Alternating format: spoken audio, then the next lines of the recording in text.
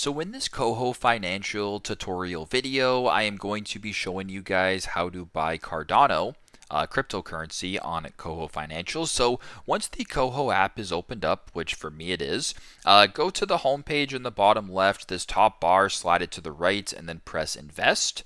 On the KOHO Crypto investment page, press Explore Crypto, where you can see a bunch of different cryptocurrencies that you can actually purchase through the app. Now, in this case, we're looking for Cardano. So, under most popular here, you can either scroll down, which for me, it's right here at the bottom, ticker symbol ADA. If you don't see it, it's all good. Press on See All, and then either search it up or scroll down and find it as well. Once you have found it, press on it.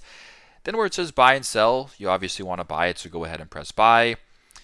Go ahead and answer the next couple questions if you haven't already, and if you're all good to go and your account's approved, you can continue with the transaction of buying Cardano this way. So pretty simple, pretty straightforward. That is how to buy Cardano on KOHO Financial. Thanks again for watching, and I hope this video helps.